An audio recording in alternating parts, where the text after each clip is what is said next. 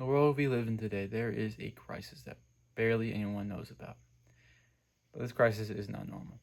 And though this crisis is not environmental, financial, or political, it has and will impact everyone. This crisis that I'm talking about is the crisis of pineapple on pizza. For the last 80 years, this crisis has been plaguing the earth and the ground we stand on. It continues to infect more and more people every day. And it destroys their sense of reasoning too. And the only way to stop this crisis is to stop putting pineapple on pizza. Though sadly, many people don't do this.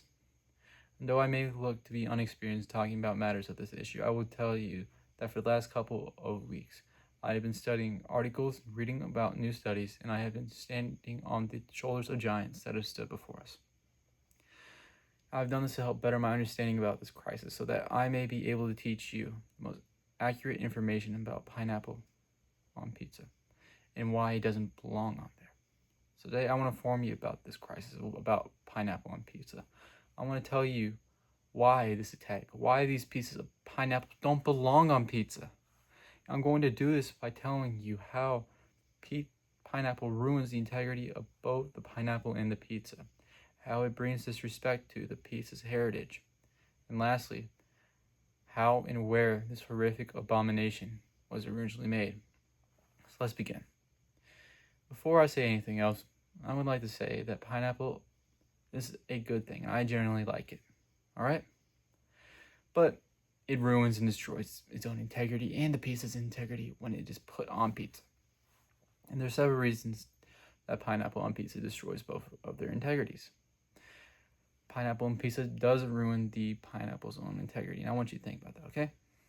The reason why pineapple is good is because pineapple is sweet and cold. And that's why many people love it. But pineapple pizza ruins that goodness, and does this by making the pineapple hot. It takes away one of the most fundamental things that makes it good. It takes away the coldness from the pineapple. It makes it warm and nasty. And though this is pretty bad by itself, pineapple on pizza ruins the integrity of pizza too. I mean, again, I want you to think about, what makes pizza good.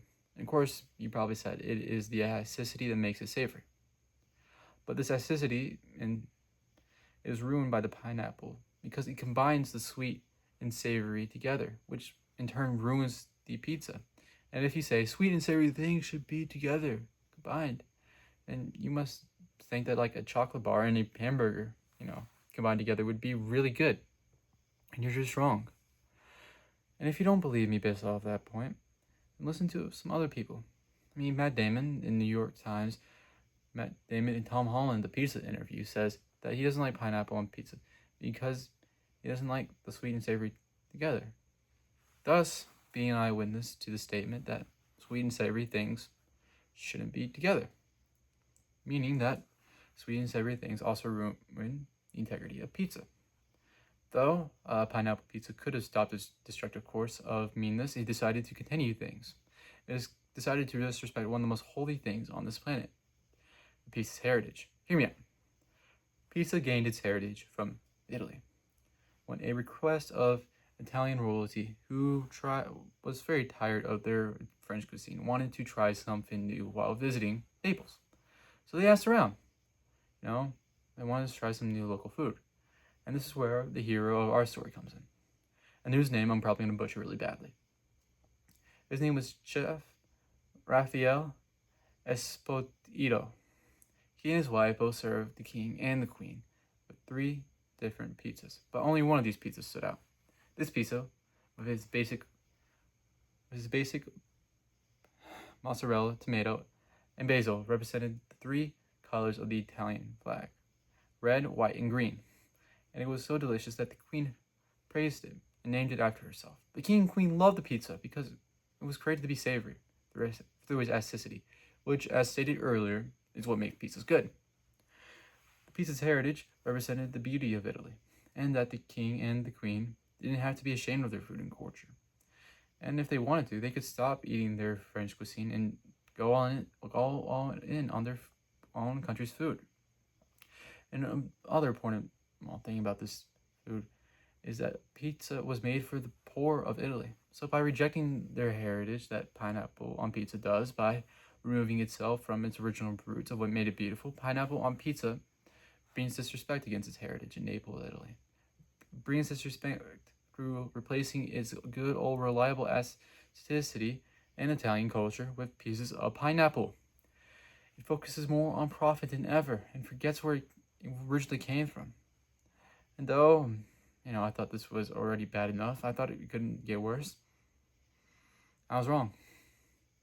After I learned about the assaults that pineapple on pizza had done to the Italian culture, I found out that pineapple pizza never gained its inheritance from Italy, nor did it from Hawaii. No, it gained it from the cold layers of the north. It gained its heritage from San Pampulis in Canada, which was where I realized how much things really just got worse. Not only has pineapple on pizza rejected its own Italian heritage, but now it has rejected its own Hawaiian heritage too. Sam Panolios, in his pizza shop up north, thought, though not knowing the consequences that were about to come, created this abomination. He did this through hijacking the Hawaiian fruit, taking the Hawaiian name, disrespectfully putting the pineapple on the pizza and creating the ugly abomination. And no, he didn't just create it for its own sake. No, he did it for profit. He disrespected the Italians through making it, through its sickly nature. But he also disrespected the Hawaiians too, for just taking their name and just using it for profit when it was originally made in Canada. So it should really be called Canadian pizza. But now, just hearing this, I hope that you will be able to learn and understand why pineapple, like how Gordon Ramsay says, doesn't belong on pizza. How pineapple ruins the integrity of both the pineapple and the pizza, and how it brings disrespect to the pizza's heritage, and where this abomination was originally made.